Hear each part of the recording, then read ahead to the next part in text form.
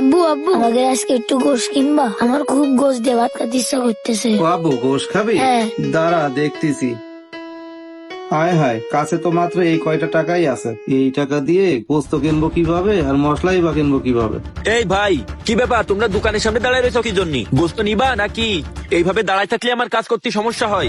গোস্ত নিলে বলো কতটুকু দেবো? ও ভাই, তা গোস্ত নেবো। গোশের দাম আজকে কত করে যাচ্ছে ভাই? ভাই গোস্ত আজকে 750 টাকা করে। তুমি কতটুক নিবা? ও আল্লাহ, 750 টাকা করে কেজি? কি ব্যাপার, লোকটা এমন টাকার দিকে তাকাচ্ছে কেন? ভাই, আমারে 300 গ্রাম গোশ দেওয়া যাবে না? লোকটা দেখে মনে হচ্ছে গরিব লোক, তো কেনার সামর্থ্য নেই। যাক দি।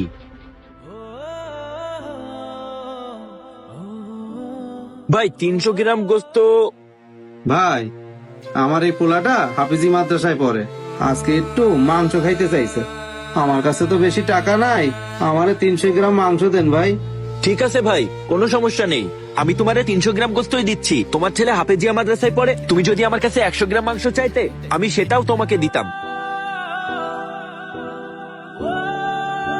ভাই, আমার খুব শখ ছেলেটারে হাফেজ বানানো। ইনশাআল্লাহ, আল্লাহ ভরসা। এই বাবু, এখানে গোশ কটুক আছে?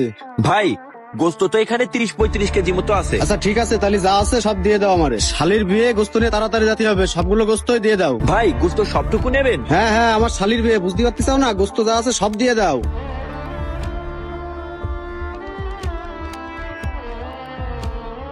আব্বু তাহলে কি আমাদের আর গোশ কিনা হবে না?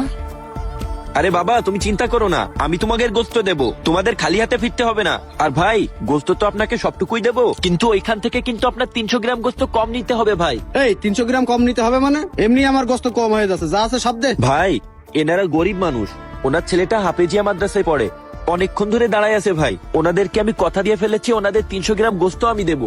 তাই ভাই আপনার 300 গ্রাম গোস্ত কম নিতে হবে। এইসব লোকের কারণে তুই আমার গোস্ত কম দিবি? ভাই, 300 গ্রামের মতো একটু গোশ কম নেন না, তাতে কি হবে ভাই?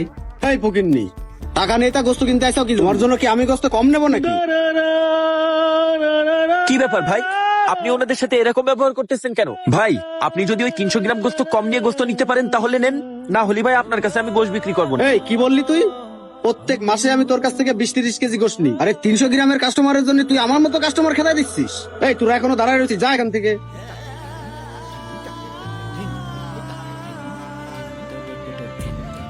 ভাই আপনার আমার দোকান থেকে গোস্ত নিয়ে লাগবে না ভাই।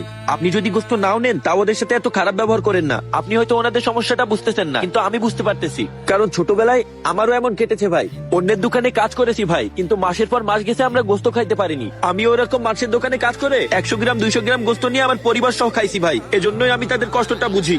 আরে যা যা, তোর ইমোশনের ডায়লগ শোনার মতো সময় আমার নেই। তুই গোশ দিলে দে, না হলে আমি অন্য দোকান থেকে নিচ্ছি। লোকটার টাকা পয়সা আছে কিন্তু মানবতা নেই। আসসালামু আলাইকুম বাবু ভাই। ওয়ালাইকুম আসসালাম। আপনার গোস্ত কতটুকু আছে এখানে? ভাই গোস্ত তো 30-35 কেজি আছে, আপনি কতটুক নেবেন? হ্যাঁ ভাই, ওই গোস্ত আমার সবটুকুই লাগবে, সবটুকু আমাকে দিয়ে দেন। ঠিক আছে ভাই, গোস্ত আপনাকে আমি সবটুকুই দেবো, কিন্তু 300 গ্রাম গোস্ত আপনার কম নিতে হবে ভাই। কেন ভাই, 300 গ্রাম গোশ কম নেওয়া লাগবে কেন? ভাই এই যে এনার ছেলেটা হাফেজিয়া মাদ্রাসায় পড়ে ভাই, ওনারা অনেকক্ষণ ধরে দাঁড়ায় রয়েছে, তো ওনাদেরকে 300 গ্রাম মাংস দেওয়া লাগবে।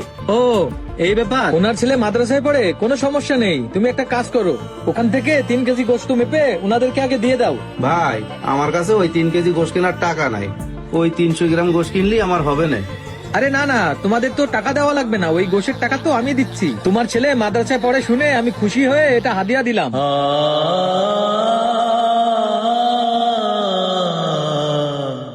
আর ভাই আপনার ব্যবহার দেখে আমার খুব ভালো লাগে, বিষয়টা আমি অনেকক্ষণ থেকে দূর থেকে দেখতেছি। ঠিক আছে, তো আমার বড় বাজারে বড় একটা হোটেল আছে, প্রতিদিন আমার সেখানে 30 কেজি করে গোশত লাগে। এখন থেকে আপনি প্রতিদিনই আমাকে 30 কেজি করে গোশত দিবেন, ঠিক আছে? ভাই দেখেছেন, রিজিকের মালিক আল্লাহ। আপনি তো মাসে 30 কেজি গোস্ত নিতেন, আর আল্লাহ আমাকে প্রতিদিন 30 কেজি গোস্ত নেওয়ার কাস্টমারের ব্যবস্থা করে দিয়েছেন। আর ভাই আপনি ওনাদেরকে 3 কেজি গোশত দিয়ে বাকিগুলো আমাকে প্যাকেট করে দিয়েন, ঠিক আছে? ভাই দাঁড়ান, আমি এখনই আপনাদের গোস্ত দিচ্ছি। আলহামদুলিল্লাহ, ছেলেটার মুখে এবার গোশ ভাত তুলে দিতে পারবা। বাবা এই নাও তোমাদের গোস্ত। আলহামদুলিল্লাহ, কতদিন পরে আজকে আমি গোস্ত দিয়ে ভাত খাতে পারবানি।